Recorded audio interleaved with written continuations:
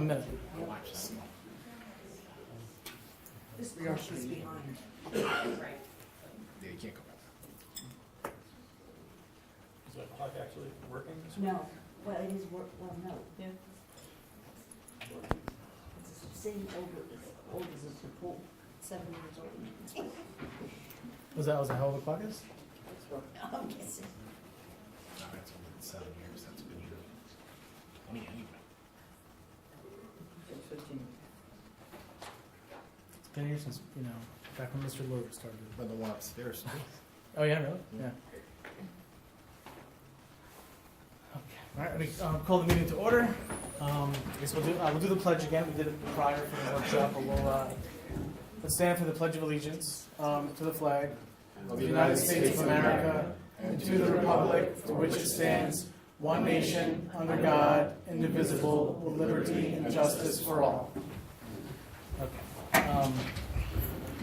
So first up, we have a public hearing on the benefit assessment districts. And so what are those, you may be wondering?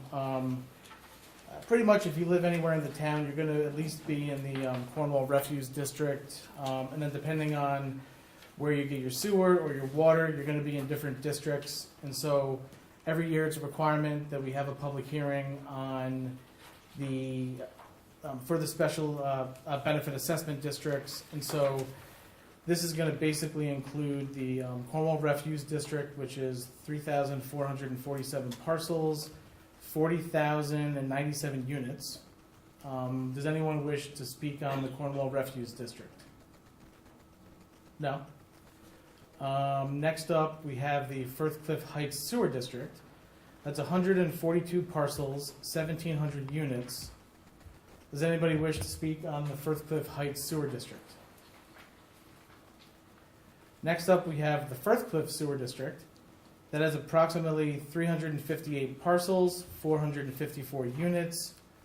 Does anybody wish to speak on the Firthcliffe Sewer District? No? Next up, we have the Beaver Dam Lake Sewer District, which is 191 parcels, 1,957 units. Does anyone wish to speak on the Beaver Dam Lake Sewer District?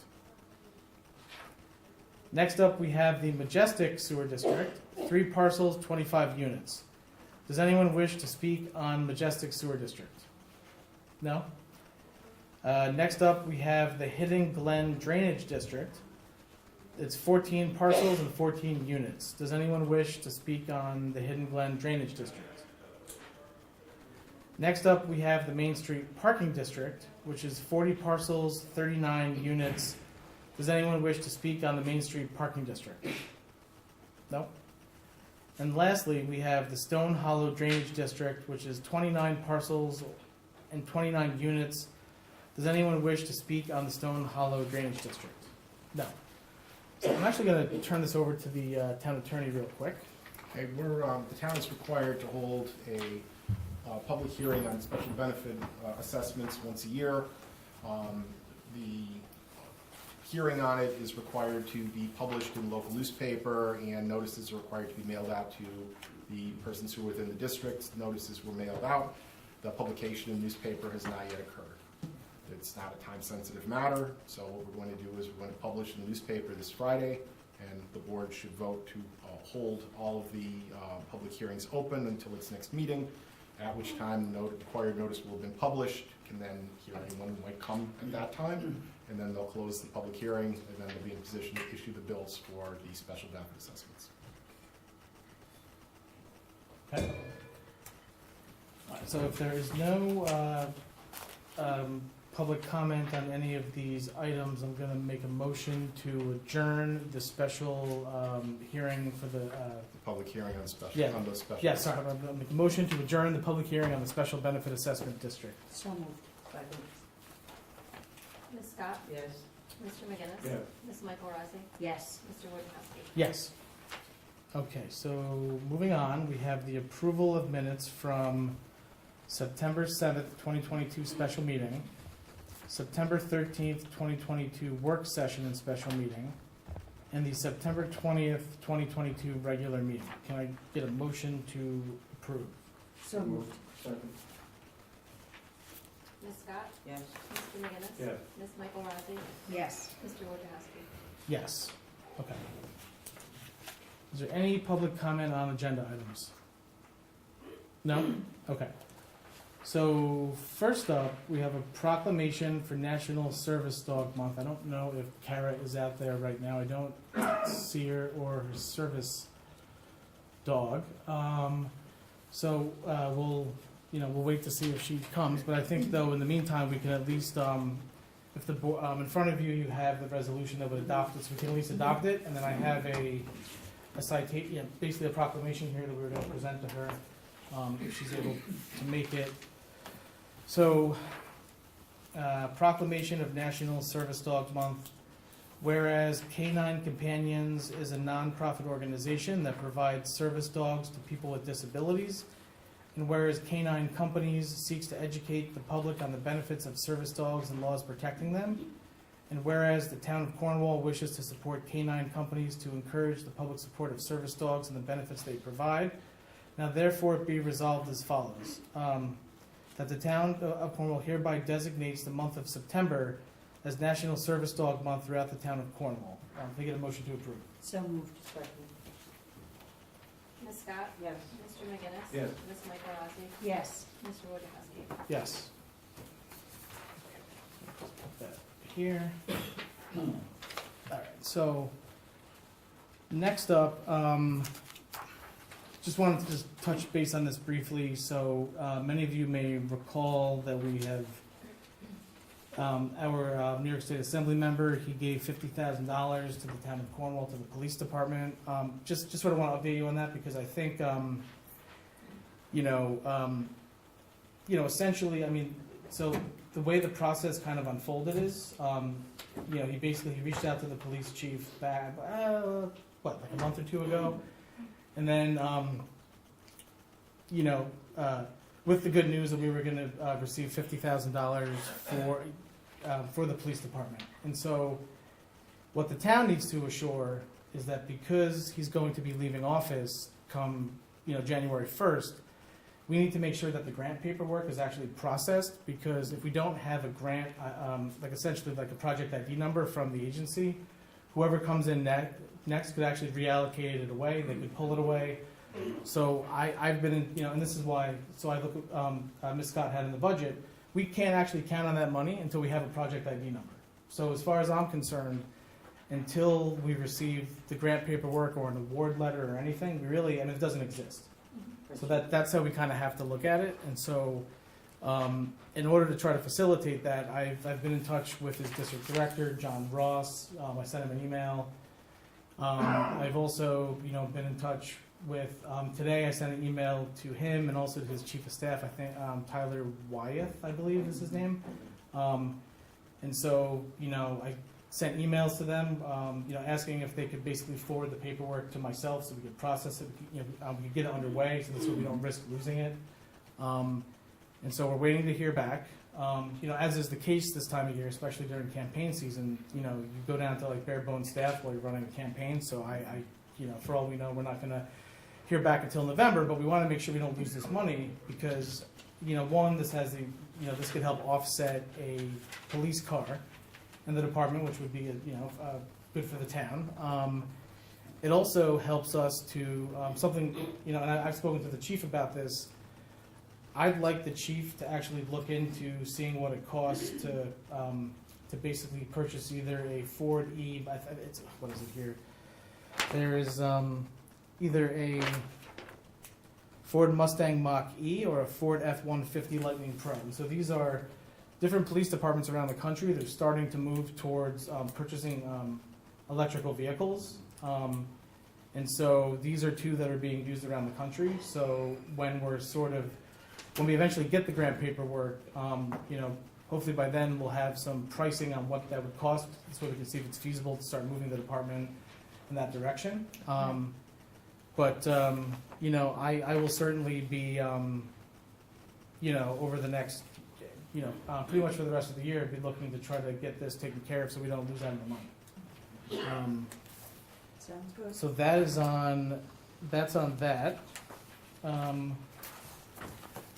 Next up, we've got the Tinker Garden Program Agreement. And so basically, we had a resident that came to us, and she wants to run this program. And she had a meeting with the rec department, Councilmember Michael Rossi. Yes. I don't know if she wants to share anything about that. Sure. Actually, briefly, it was on Wednesday, October 12th, with Laura and Phyllis. And the program, the beauty of the program is that it's being done outdoors. So through winter and spring and all that. So it does not require any particular building or, Mungo Cottage or anywhere. So I think it's a great addition to our rec department programs. And so I've got agreements to you that I'm going to forward you. I mean, it's a very simple agreement, but still, you should probably take a look at I it. would like So I will send that over to you. All right, so next up, the tennis courts. Shared use for pickleball survey. So just, real quick on this. Last week, I had Jason Burnham and Steve Jones, who helped put together the survey for the New York Forward Grant. I asked them to help me put together a survey that is hopefully going to help us to get an idea in Cornwall on, who's playing pickleball, who's playing tennis, who's playing both, who plays neither, how often, they use the tennis courts, etc. So far, we've got, as of yesterday, we had 208 respondents. Of those 208 respondents, the vast majority said they would be okay with some type of court sharing. But we want to let this go an additional couple of weeks just to see what we get. But I will say that also having spoken to the rec director, Laura Kirby, we have looked at temporary pickleball court lines. There's something called Courtable, which is, and we decided it was $120. The rec department decided to order it. We should have it on Monday. So it looks like we're going to be able to have a test. It's not permanent, so it's not, restriping tennis courts isn't going to be a few $100s. It's going to be like a few $1,000. Right. So I figure let's have a test using this product. But it's temporary. and- It comes up, yeah. I don't wanna So see that. so it comes up. So, we ordered it. It's $100. It's going to be here on Monday. So if we can try to find a way to test this out, over the next month or so before it gets too cold to play, we can certainly do that. We're going to let the survey continue to go because I want to get as much feedback as possible. But I think long term, though, I know Councilmember Michael Rossi, she has been working very diligently to try to figure out where to put permanent courts. And we are working on a master plan, and there are a few locations that have been identified where we could put them. And the good news is, once we decide between these two locations, there are two different pots of money that we could use to potentially do them. So we do have the recreation fund, which is whenever somebody builds a house or apartment units or a development, for every unit that's built, $2,000 goes into that fund. There's somewhere north of $100,000 in there.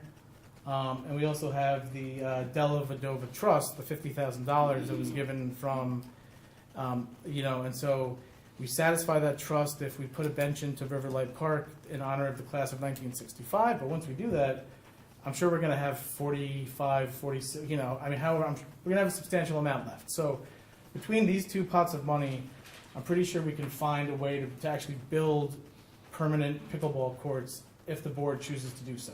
But There's no other requirements, or it's not earmarked, does it have a specific expense, or it's just you can do as long as we the bench? as long as we do the bench in honor of the class of 9, I mean, it's very vague. So, Okay. but I'm just saying we have these two options. We have that fund. We have the rec fund, which is actually designed. The rec fund is designed to make recreational improvements for residents. So we do have those funds, and as long as we can find a location and we can, so that could be a reality next year. But I think in the meantime, we should try to work this out amongst the tennis players, the pickleball players. I do know, just seeing, and I know the town of Windsor's having this issue too, because they put out a pickleball survey, I think, a few days after we put ours out. So not saying they copied or anything, but they did put it out. And they're having the same issues too, like it's just not working on the basketball court. It's just not, when it rains, the water ponds and they can't play on that, and it's slick and it could be unsafe, and so, this may be something that we have to, again, make permanent in Riverlight Park. So, does anyone have any questions about pickleball? Okay. Next up, we have the Rings Pond algae removal request. I don't know if Steve has anything to. Yes, I talked with DEC, both in Poughkeepsie and in Albany. Rings Pond is not a DEC regulated wetland. It might be a COE, but even to the extent that it might be there, removal of algae as opposed to treatment with chemicals does not require a permit. So Carla had sent some information, which I'm satisfied there's not toxic algae in the pond. If the town wants to go forward with approving the CCAC's proposal to remove the algae, it's absolutely free to do so. I see no problem. Yeah, I mean, I'd actually like to take, if we could get a, motion to authorize the CCAC to remove algae from the pond, as long as we, I guess on the sort of contingency that we work with the highway department to figure out where we're going to put the algae. I believe it's going to be out at the Holleran Road, out there. Are there any expenses involved? I'm just, No. So the only thing that I think would make it easier to remove the algae, there is what I would say is a few $100s worth of pond maintenance tools. There's something called a pond rake, which is okay. extends out 15 feet, and it's like a rake that's this big. Yep. There's like I forgot what it's called. It's kind of like a big net that's Okay. used to like scoop it up. But we're looking at a few Tools. Yeah, Okay. tools that they could use going forward every year, and even the buildings and grounds Mhm. could use if they're going to be involved in this. But I think it would be well worth the. We can have buildings and grounds purchase it. Is that Yeah. come out of their budget? Yeah, it'll come out of their budget. Yes. Okay. So if I could get a motion to authorize the CCAC to remove algae from the pond. So moved. Second. Ms. Scott? Yes. Mr. McGinnis? Yeah. Ms. Michael Rossi? Yes. Mr. Wojciechowski? Yes. Okay. Next up, we have the Verizon antenna modifications, and I am actually going to. So we've had the town attorney. He's reviewed all the documents. He's reviewed all the existing contracts and everything that is there. He doesn't currently see any reason why we shouldn't allow them to go forward with this. But I mean, I'll let him talk to that. Sure. The antenna, the monopole in the back is actually owned by American Tower, Verizon. They have a lease agreement with the town, a ground lease to maintain the tower. The town gets regular payments under the lease. Modifications to the pole will not allow the town to charge any more money for the lease. The lease is what the lease is. The town does have approval authority over changes to the monopole. However, unless it is a substantial change, which is something the town could reasonably object to, you can't unreasonably deny modifications to the monopole. The town is pretty much obligated to approve it. Here, all they're doing is swapping out some of the antennas, the big kind of rectangular things that are up on the top of the pole that kind of stick off of it, and changing some of the lines out, the coaxial cables.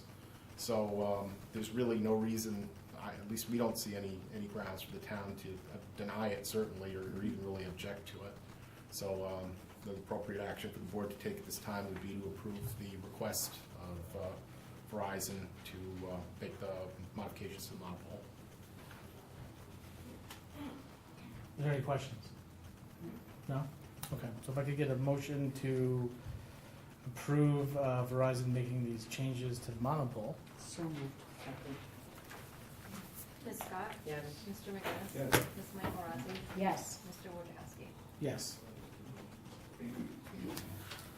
Okay, next up, we have the resolution in support of the Environmental Bond Act. So, as you're aware, this is going to be on the ballot on November 8th, and it is basically going to create a pot of money that municipalities and other organizations are going to be able to use to essentially, for clean water, clean air, and, green jobs.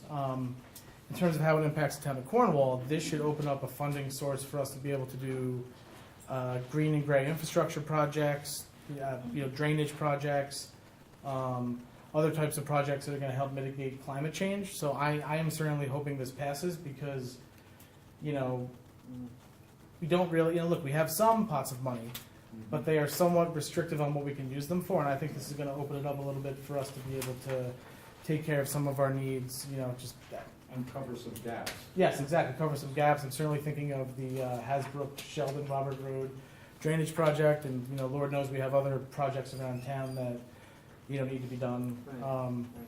So I would let me just sort of Josh, if I could I'm suggest. going to waive the reading of it. Yeah, since it's just a Sure, statement okay, of support for an act, you're not really enacting. All right, it. I'll spare everyone tonight. Well, unless you want. No, that's okay. So I'll just read the top part. So this is a resolution supporting the Clean Water, Clean Air, Green Jobs Environmental Bond Act of 2022. Can I get a motion to waive the reading of the resolution? Second. Ms. Scott? Yes. Mr. McGinnis? Yeah. Ms. Michael Rossi? Yes. Mr. Wojciechowski? Yes. So can I get a motion to approve the resolution? I think just read resolved. Oh, sure. Resolved that the town board of the town of Cornwall supports the passage of the Clean Water, Clean Air, Green Jobs Environmental Bond Act of 2022. Can I get a motion to approve? So moved. Second. Ms. Scott? Yes. Mr. McGinnis? Yes. Ms. Michael Rossi? Yes. Mr. Wojciechowski? Yes. Okay, so next up, we have a request for a zoning change to 1 Angola Road, Cornwall, New York. This is otherwise known as the, and I always butcher this, and I probably shouldn't. It's the Shadan or the Chet.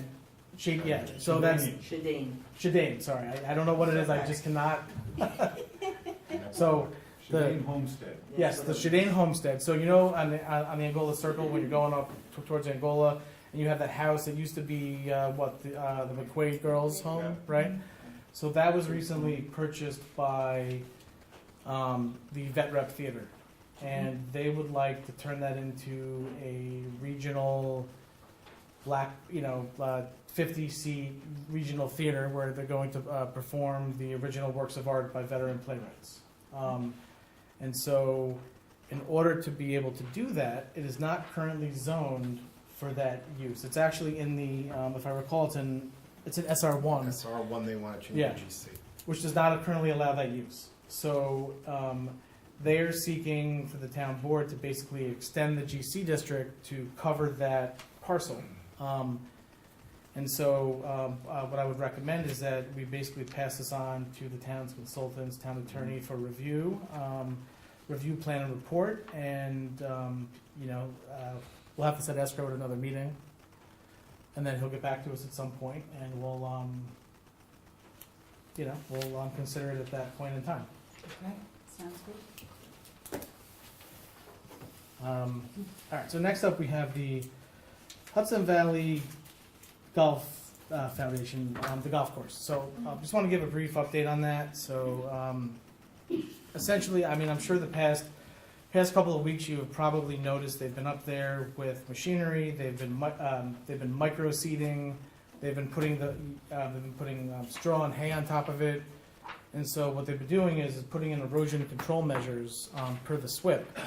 And so they essentially, we can't give them a clean bill of health until we see if the grass grows. But they've done everything, up to the point of the grass actually growing. And so, I know I of course have my concerns, but hopefully, I guess in another week or so, we'll see what's going to happen with the grass. If and when that the grass does not grow, we'll have to go back to them and we'll have to take measures to secure the site. But right now, they've done everything that they can do up until the point of the grass growing. And so we're going to keep an eye on them, and And so far, it appears that the rains that we've had haven't Yeah. caused any problems up there. No.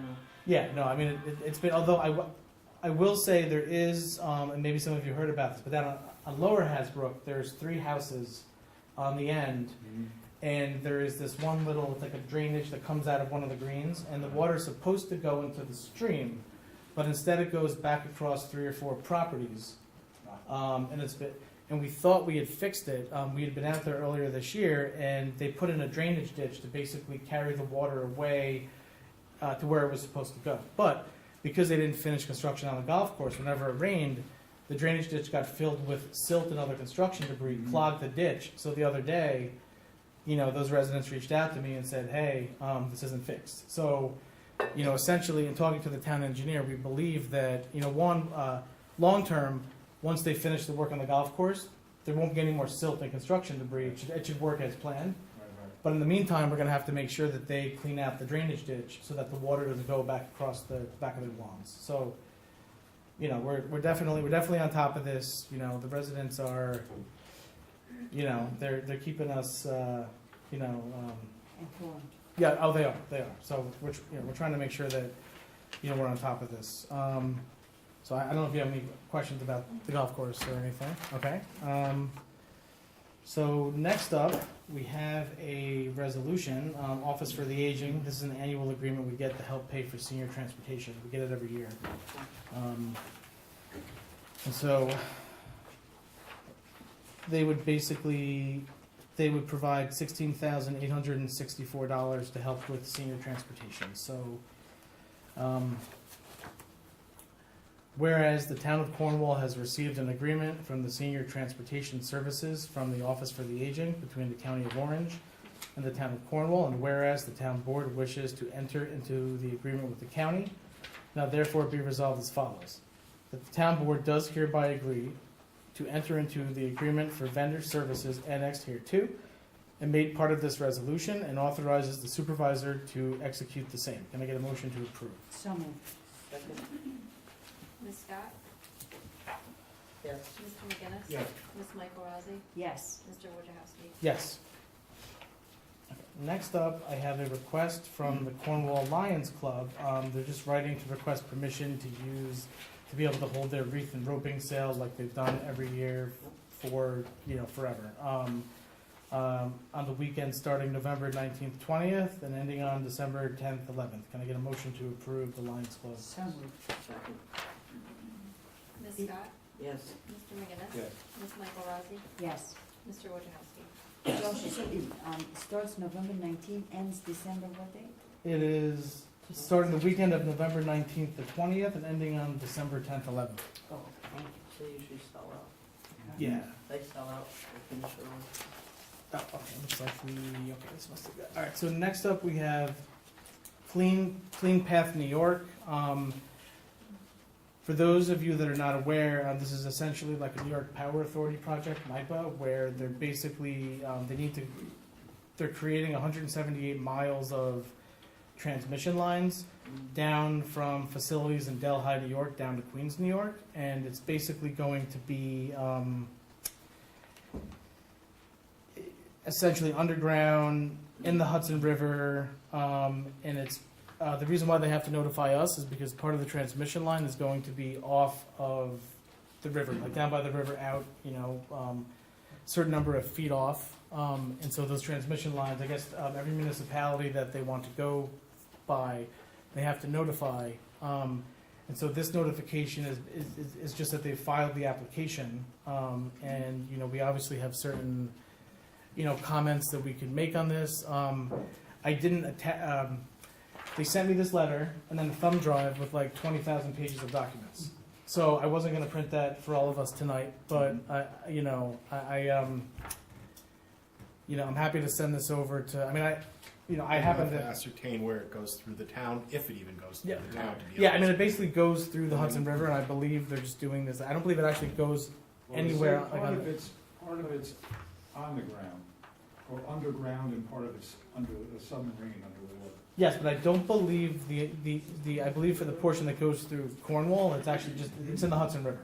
Yeah, Is I my- was wondering why I thought it was further north, but Well, the part of the transmission line, so it actually is that's what gonna. they did in Newburgh. Yeah, right? so it is gonna, but for our portion, I believe it's gonna be off, down there by the river. But we'll Find out where. we'll certainly get more details on this. Just But where. yeah, This is just notice of the application. It's not like there's a time Right, period for exactly. a comment. It'll come and it's appropriate for the board to comment. I'm sure you will. Sure. yeah. Okay. So we'll send this over to. All right. So next up, we have we have a memo from the building inspector. So he's requesting that we hire Miss Abigail Maldonado for the position of part-time assistant building inspector at the hourly rate of $25 an hour with the approximate start date of Monday, October 24th. She possesses the basic New York State Code Enforcement Training Certificate, which is required for the position, and after we had an interview, and then there was subsequent interactions with Ms. Maldonado in the building department, and they're very pleased to, they would like to They want. work with her. Yes, they are. Okay. So I think if there's no issues, I would like to make to make a motion to approve appointing Ms. Maldonado as part-time assistant building inspector, effective Monday, October 24th. Right, this is for like the 20 hours, correct? Yeah. Okay. Yep. Okay. Not to Making a exceed. motion? Not to exceed Yes. 20 hours. Yes, well, I mean, it's got to fall within our part-time Right, policy. right. Yes. Right, okay. Yes. John, are you making a motion? Yes, I'm making a motion to appoint Ms. Maldonado as the part-time assistant building inspector. So moved. Second. Ms. Scott? Yes. Mr. McGinnis? Yes. Ms. Michael Rossi? Yes. Mr. Wojciechowski? Yes. Okay. All right, next up we have committee reports. I guess let me start with Carrie. For the month of September, the Highway Department assisted sanitation with yard waste, double pickups, and call-outs. They swept roads on the 2022 road resurfacing list. Road mowed town-wide, installed signs for DEC and blacktop driveway at sewer plant, replaced catch basin on Beeks Road, repaired 3 catch basins on Hudson Street, 1 on Hasbrook, repaired mailbox struck by road mower on Otter Kill, replaced drainage pipe at 53 Holland Road, weed whacked sidewalks for Fall Festival, weed whacked open culverts on Hasbrook Avenue, stump removal on Bridge Street, Chestnut Street, Laurel Avenue, and Grand Street, picked up manhole rises for the blacktopping of Mailer Avenue, assisted the tree removal company with traffic control for tree removal on Hasbrook Avenue, added dirt by Rings Pond to make room to put snow in the winter, installed speed sign on Mailer Avenue, dug out rotten stump on Veterans Monument and replaced with new maple tree, blacktop patch Tilford Lane, micropave Harold Avenue, Byron Court, Shelley Court, First Street, Algernon, Alfred Street, Russell Street, Howard Street, and Old Mill Street. Frost Lane, Canterbury Avenue, Harris Lane, Laurel Avenue, Highland Avenue, Beatty Terrace, and Hudson Street. They fog sealed Dover Court, Hampton Place, Harold Avenue, Russell Street, Pelham Drive, Beach Street, Jessica's Court, and Philomena Drive. And the mechanic performed 2010 pickup radiator leak, service recycled Packer, 2005 wind plow truck service and ready for winter if the truck makes it through. Service buildings and the grounds, John Deere Gator and John Deere tractor. Fixed multiple issues on building and grounds trailer and repaired 2010 one-ton dump body that broke in half from rust conditions while hauling dirt.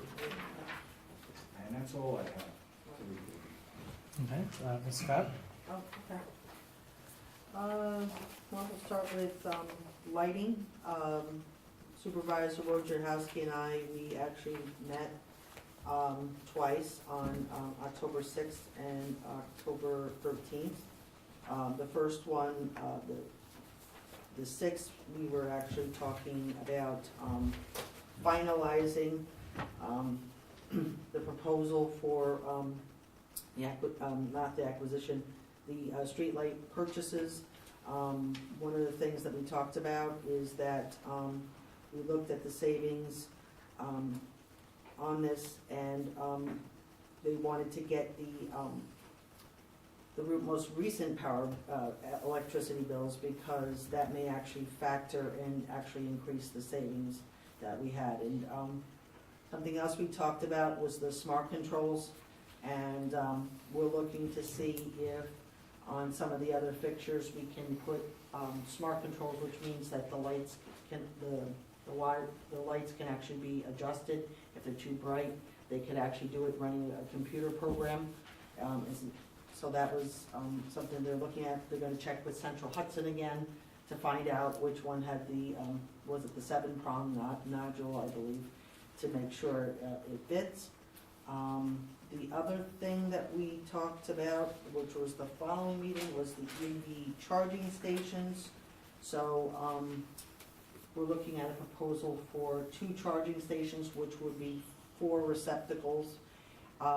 We also discovered that with Central Hudson, as far as the digging of the trench, we have work to design a pad, and everything will go underground, and it will connect with the new panel we put in, the service we put in this summer, and which is like, I think Central Hudson's gonna take $7,500 for us to actually do that. So right now we're in holding pattern because we were able to resubmit the bills on, I believe it was yesterday. Yes. They're gonna come back, I guess we're gonna reschedule another meeting, they're gonna do. Yeah, I'm another actually proposal. gonna have them, so actually while I'm on the topic, Right.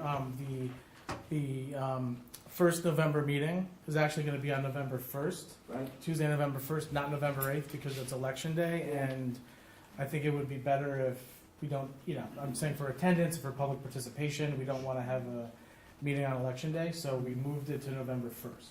oh, Yes, That's just the work session. yes, just the work session, just the work yes. session to November first, Yes, it's a so- good thing to know. So Okay. we're going to, I was gonna bring them back on November 1st. And he Okay, said that that's would fine. be plenty of time to be able to redo the That's fine. IGA. Yeah. All right, so, again, Karen, you have a refreshment, it's about 6 years in the making, this lighting Oh, yeah, acquisition, at so. least. So we'll bring the proposal forward and decide whether we want to move forward on it or not. Okay, so, let's get into sewer, camo. We have the First Cliff, on Howard Street. Again, a lot of it, I think I mentioned this even last month. The removal of rags again, debris off the aerators again. There were some problems on the 19th with the jetting, where, right, when they actually put and inject like the air into the, right, the Yes. sewer lines, actually it backed up into some people's toilets in their bathrooms.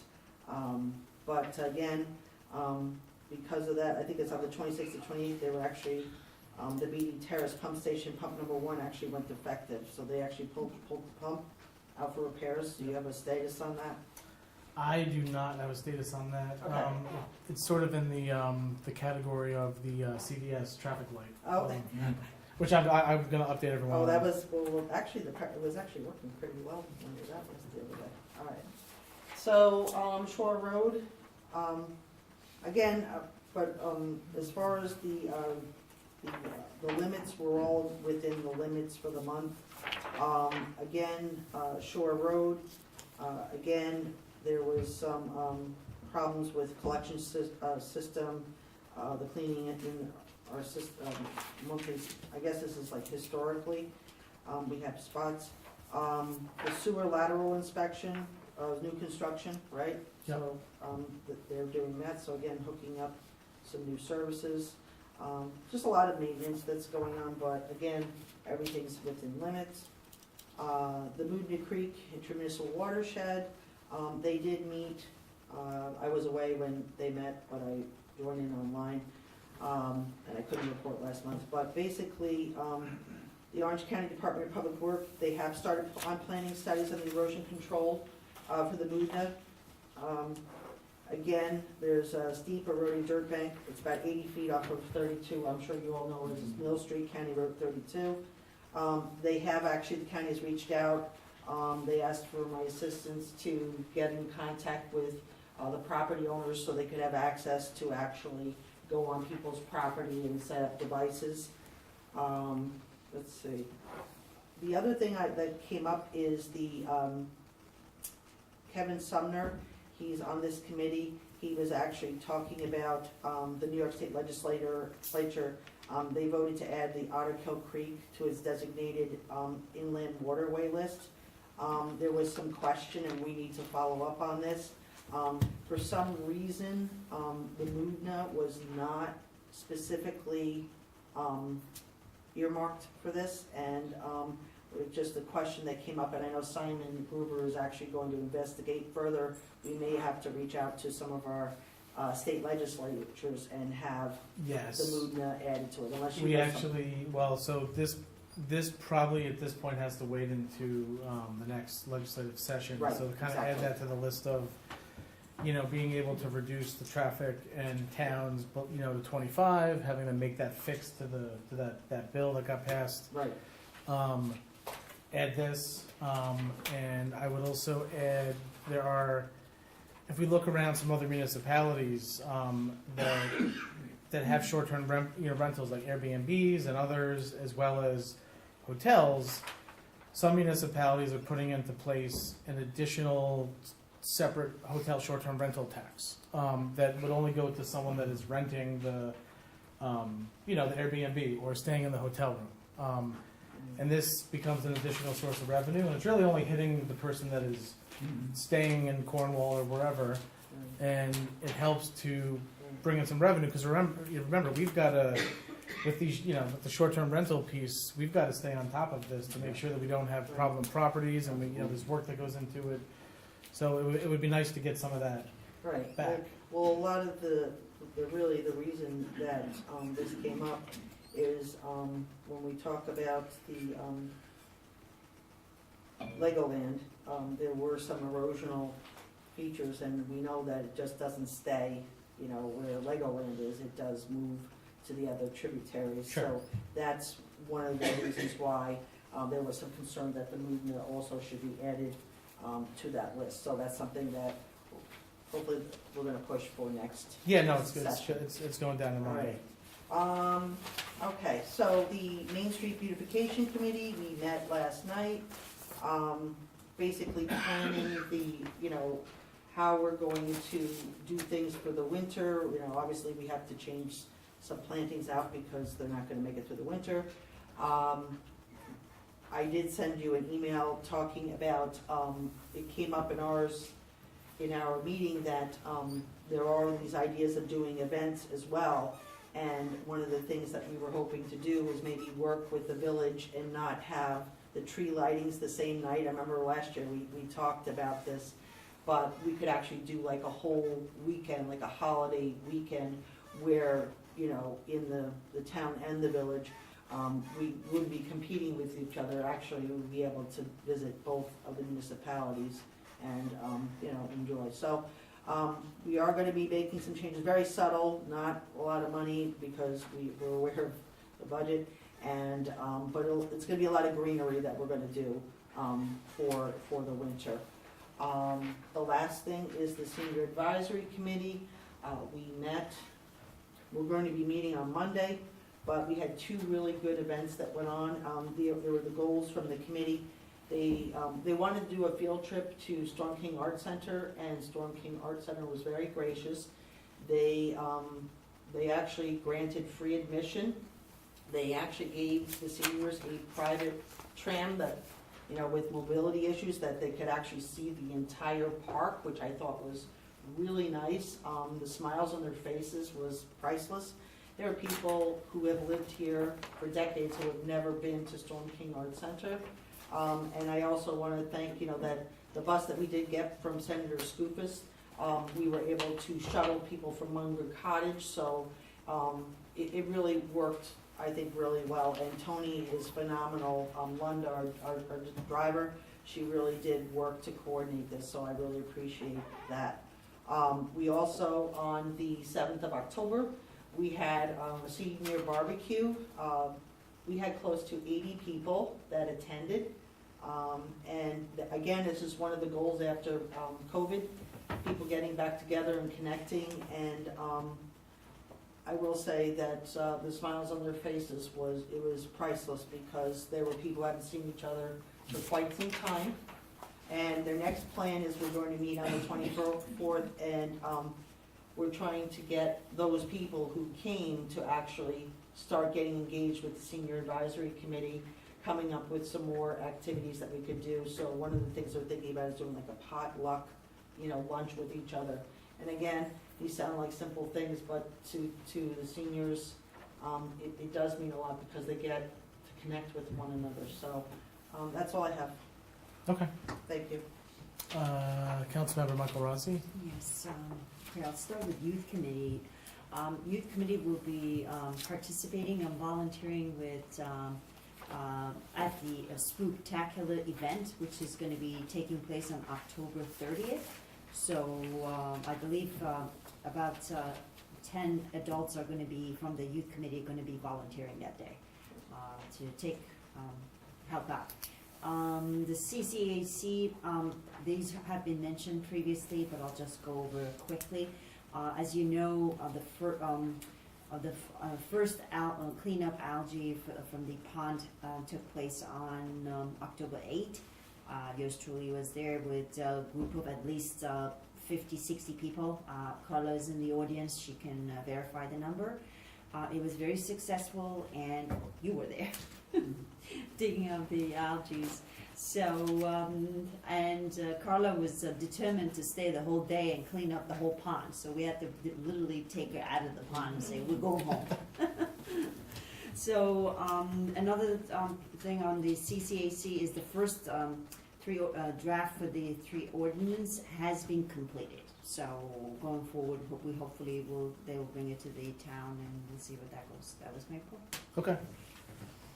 They're gonna bring it next month, so do you think? I don't know the Yes. next one, but yes, it will be presented to the town. Okay. Yes, no, the hope would be next month. It would go, and we may even have we'll introduce it at a work session, and we may even have to have a separate, smaller meeting on it if we think that makes sense to do Because I that. think we looked at it December of last year. We did, no, but Right, so they put a lot of work into it. I get it, I understand. Just like to see to get this, home. So, all right, so on EDAC, I guess I'll let does either Chairman Steve Jones of the Economic Development Advisory Committee or Deputy Supervisor Wayne Gold. I'll defer to Steve. Yeah, do you want to give an update, Steve? Yeah, good evening, Mr. Supervisor, town board members. I'm in the process of developing the 5-year plan for EDAC, so to begin the process, we're doing the SWOT analysis of our internal strengths, so we can say, what our skill sets are, because with the community feedback we received from our New York Forward grant, we really want to dive deep into that and respect all the input people gave us, so we're going to be going through all those piece by piece, prioritizing them over the next couple of months, which projects should probably go first, whatever, and maybe making suggestions to the town board. So that's really where we're at. It's going to take a couple of months probably with our time we meet for an hour a month. And then I attended Patterns for Progress, Hudson Valley Main Streets on October 6th up in Middletown. Great, Steve. Okay, so that is EDAC. So I guess just real quick on New York Forward. So we expect to know by January 1st whether or not we're going to be awarded this money. I mean, right now what's going on is they are deciding who's going to become a priority project, and then they're going to then the applications get kicked up to Albany and for further evaluation. But sometime in the next 2 months we're going to find out whether or not we've been awarded. So definitely fingers crossed on that. Let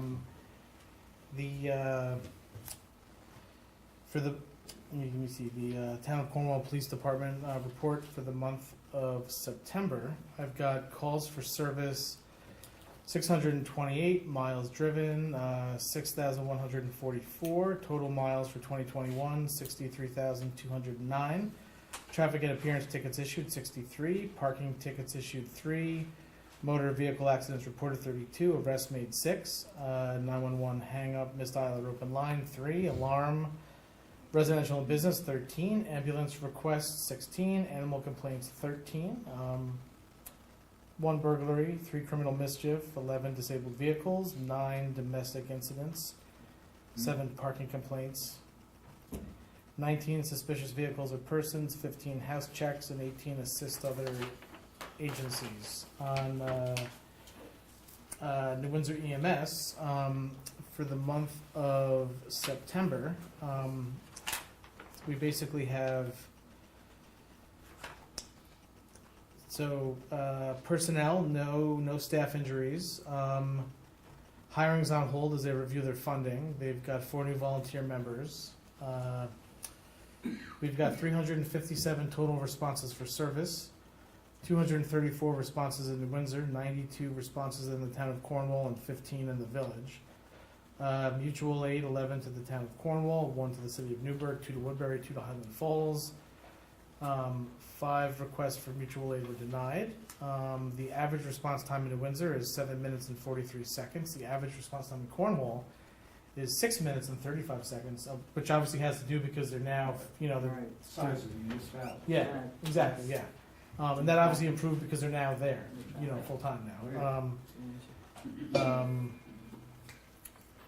There were no calls for service that went uncovered in New Windsor and Cornwall. There were, let me see. Cornwall Station is almost completed. The crews are reporting out of Cornwall now. Karen Edelman Reyes, who's a Cornwall resident, she was appointed to the New Windsor EMS board as the Cornwall representative. We are working on getting a second Cornwall resident to be appointed to the board, but right now we have Karen Edelman Reyes, who is a accomplished former county attorney and is absolutely fantastic, on their board. I think is going to represent us really well. You may recall her from. She was one that came to the board. Yes, no. So I think we're being well represented on the Yep. board by her Yeah, understand. presence there. So let me see. Just before I get too much further into this, is Kara Dorsey or her husband here? No? Okay. This was for the National Service Dog Month, so just wanted to, I'll reach out to them separately and make sure they get a copy of the proclamation. So that's all I have for the month. CVS traffic light. Oh, yes, okay, sorry, yes. Thanks, Steve. Okay, the CVS traffic light. So as you may recall, we had the power outage, what was that on, was it Saturday? Sunday? When did that go out? Yeah, so over the weekend, the power went out and we couldn't get the light back up and running. And so we had to put out temporary stop signs. And then we were able to get a hold of the contractor who we had, authorized last week to come out, and they were able to get it at least working. Now, granted, I think there's still Tommy had said there's a 30 seconds. You only get 30 seconds on the turning lane or something like that. So it's still not ideal, but we've ordered all the parts for fixing it. So that's at least in the process. We expect. Tommy said that we expect to have it by either Friday or Monday. And the second we get those in, we will be out there installing the new computer, and we expect that to work, so we can at least get, because look, it's a dangerous intersection, so we need to get that squared away. But that's the update on the CVS traffic light. Let me see other things going around town. We do expect before the paving season is over, Angola Road is going to be plowed. We're just waiting on the county to let us know when that's going to happen. It's really going to come. You've probably seen the plowed or I'm sorry, paved. I was like, Paved. Sorry, wow. paved. Yes, sorry. Yes, paved. So Okay. you've probably noticed that they're trimming trees and they're doing Right. some milling Right. and they're doing some work, but that is expected to happen later this fall. They're just kind of waiting to get the date from their paving contractor. Gotcha. So the second we know that, we'll let everyone know, because that is going to be a That's gonna be a tough one. that's going to be a major disruption. And then I guess the other Mailer Avenue sewer work. So the good news is that we expect 99% of the work that's taking place on Mailer to be done by either this Friday or sometime early next week. As you know, right now we have this section from Halverson to Academy. It's closed off because they're doing work over there. And actually today they hit a water line, which you may be aware of if you live over there, because the sewer line is actually below the water line, and when they were digging it up, they actually broke the water line. And so I hate to say it, and I apologize in advance, but the village water department is probably gonna be there pretty late tonight fixing that, because they couldn't fix it until they did the sewer work, because it's below the water line. Right. So, you know, the residents over there have been notified of that, but this, I mean, the good news is that this is gonna be done. And then, starting the end of next week, we're going to be repaving all of Mailer from Academy to Willow. So, that's gonna be done, you know, and then the next step of this I&I work is, which is gonna happen in November, is going to be replacing these lines on Main Street. But it's not gonna be down the center of Main Street, it's gonna be actually behind the buildings. So it's not gonna be, On each side? Yeah. yeah, so, you know, granted, I mean, the town's been working with, I mean, pretty much every building owner, the town engineer and I have been going out, talking to them, because we wanna make sure we get this right, because some of them involve like parking lots and different, so it's, you know, it's been, Also, those lines are very deep, yes. No, some of them go down, yes, very deep, so. 20-some feet. Yeah. So we've been, but that's really the next stage of this, and then hopefully, this will be done and, very soon, because it's been, I know, you know, look, I apologize, this has been very disruptive this year with all of this work, but unfortunately, you know, we're under a DEC consent order and we have to do this, so, but, you know, we're getting through it. I think the residents are bearing with us, and we're trying our best, and, you know.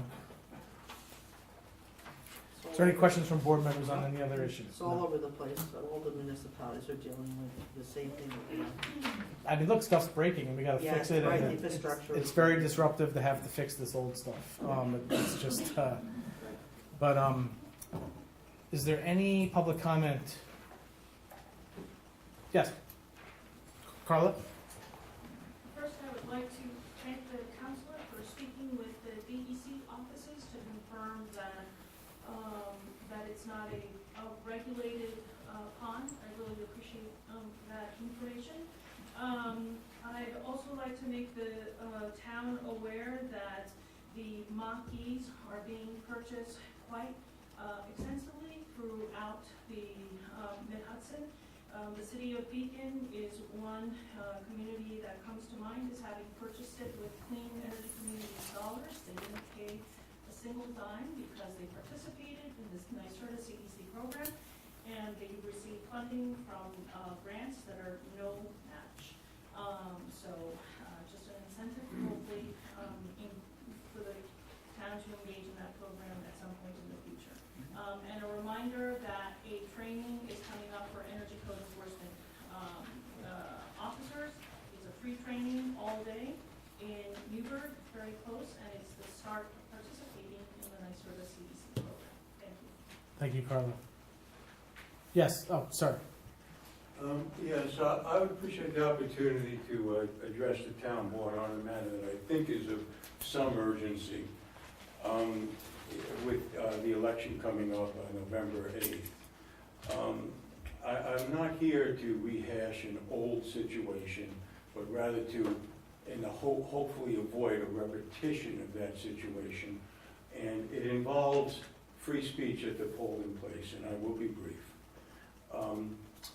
There seems to be some disagreement as to whether or not one is allowed to hold up a placard at a pole on the grounds of the fire station here in town, even if that person is well outside the 100-foot marker that traditionally outlines the zone in which such activity is prohibited. Again, you're not allowed to do it within 100 feet of the pole. The claim here was that the entire property on which the polling place is being held is off limits to such activity. I want to just say that I don't believe that is the case, and I will just very quickly point something out that you may not know. There was a bill introduced this year, and it's a bill that's been introduced in the past. It had only one sponsor, and this bill was Bill 06341 for the record. And what this bill proposed was a change to the current laws regarding free speech at polling places. The changes that it recommended were that instead of the traditional 100 feet, that it be increased to 600 feet. And importantly in this case, and this is the exact wording, that holding up posters and banners of that type should be prohibited for the entire property on which the polling place is located. Now, if that were already the law, then certainly there wouldn't be a bill introducing changes in a law that already exists. There is clearly no law that allows, that mandates at the very least, that free speech, holding up signs, be prescribed, not allowed, at polling places. I think it is incumbent upon the town council, the town board, since this is on municipal property, to deliberate. Is this what you want to do? Do you want to stop people from doing something that's traditionally been allowed? It's been allowed, I just briefly tell you this personally. I encountered a problem where I was told I had to. The first time was 2 years ago. I wanted to say this. I understand if you read the New York Times today on the,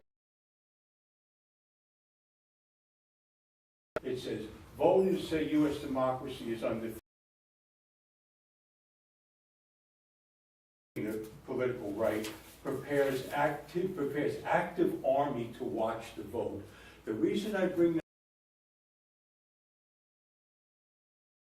legitimate concern about chaos at the polls by people being disrupted right to do.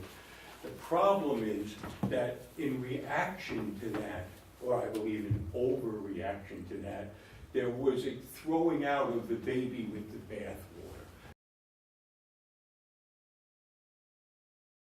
Here's what I mean. Shut down all free speech at the polls. Not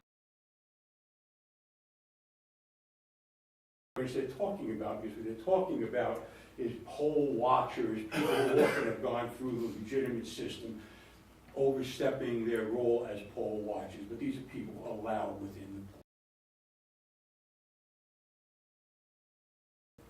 poll. Your primary focus, and a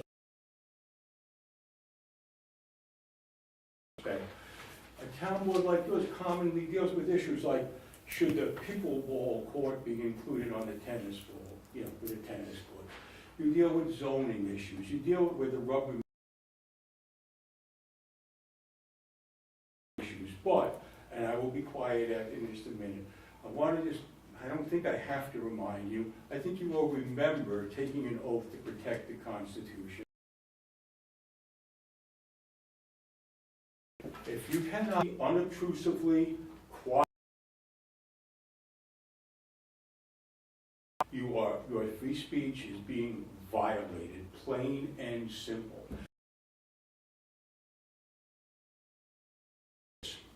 This is even more two polling places. I happened to see a sign for a gentleman who was running on the on the Cornwall First Party, and I went to his website, and I'll be brief. I read that one of the things he says is, I want to thank people who tried to write in my name last time. I don't know the details of it, but what it triggered in my head was the importance of a local candidate. If, let's say he is running on a write-in, to be able to stand out there and explain what he's doing and explain how to do it. People, my goal was to explain the nature of, I'm sure you all understand, this fusion voting and its impact on how people vote. Most people don't understand that. If someone wanted to sit they're the street. It's all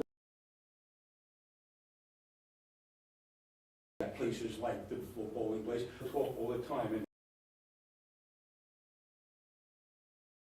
used to go shopping. People were saying to be exposed to someone else's opinion. Well, you think about can in advance and make sure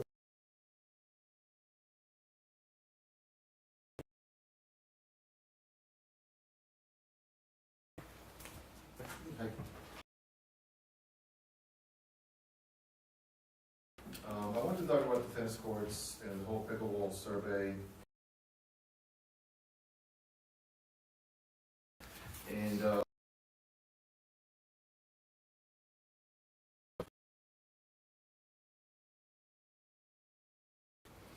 we have a basketball court and then 2 basketball courts.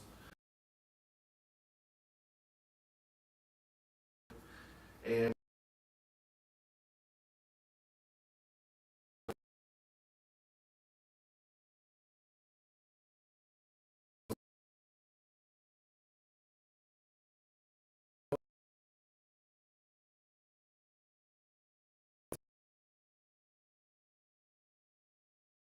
through by people that they have to come to meetings, they have to work with us. I mean, my door is always, I mean, when it comes to the skate park, very near and dear to my heart. But I need to see follow through from the residents that put that survey together. In the Riverlight Park Master Plan, we are going to try to come in to help guide us to permanent those